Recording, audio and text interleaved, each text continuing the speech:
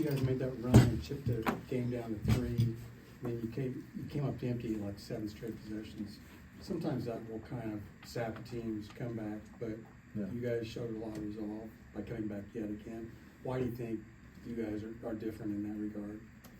I think we're different because of just the conditioning that we're in. I think we've been proving it for the last few games, and then also just our depth.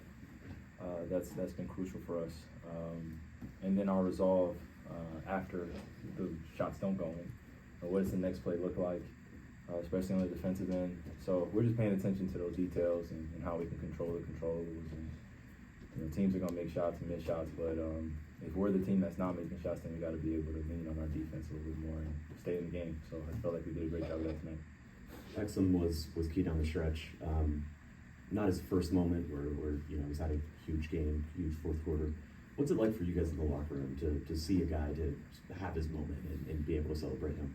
It's exciting. It's a joyful moment, and as a young kid when you're first starting to play basketball, hopefully your coach has taught you how to celebrate other people's success. And even to the professional ranks, encouraging someone positively goes a long way.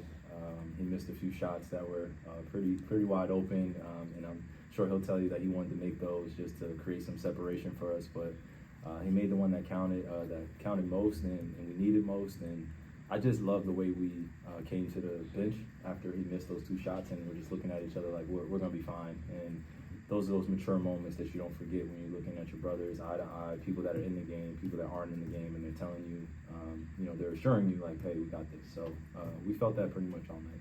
And then I asked Dante about your transition pull-up 3, and he says he pretty much expects everyone to go in because they mostly do. Yeah. What is the combination of confidence and just willingness to take that shot, especially in big moments like that?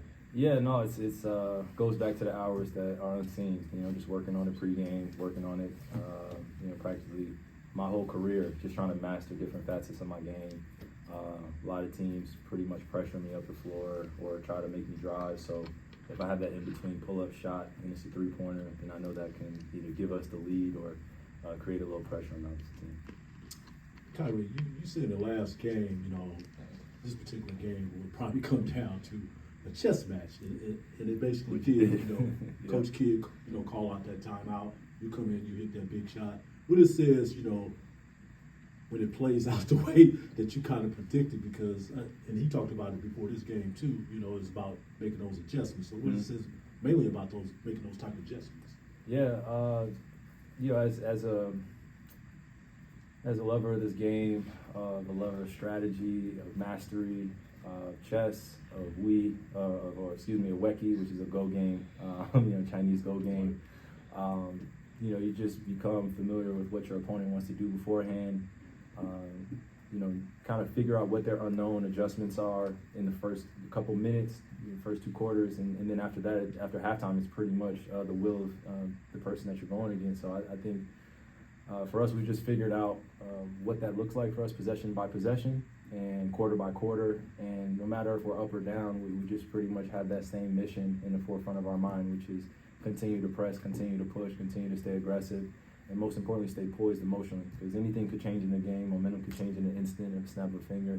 So we're just preparing for them to throw their best shot at us in the first 24 minutes, and then after that, coming in, out of halftime, we were waiting for kind of the rest of their adjustments, and they had none. So I think that's chess right there. It kind of tells you pretty much what's going to happen. Just wait for the right time to strike. So fortunate enough, we got the win, and we got stops in the timing.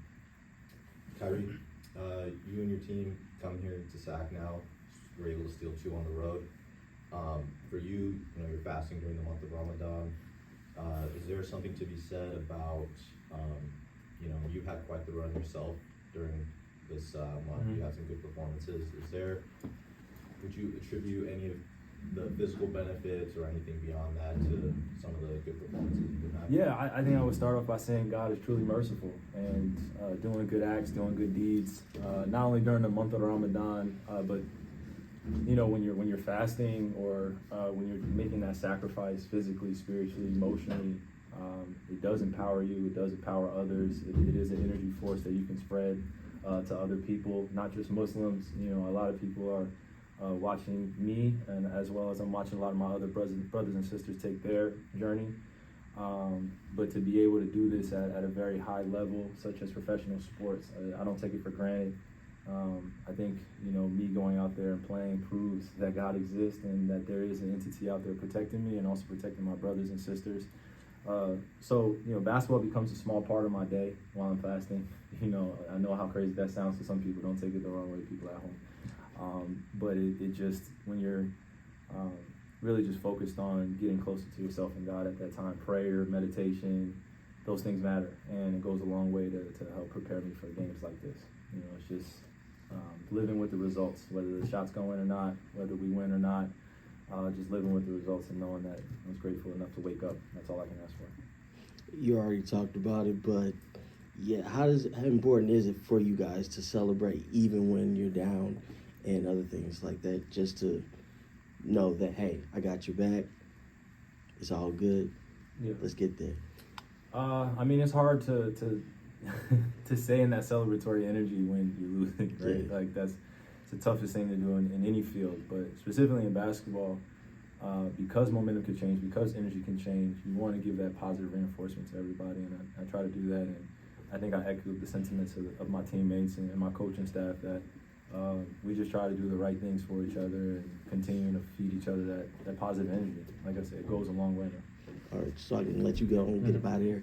The hours that you put in, unseen, how does that reflect on the court?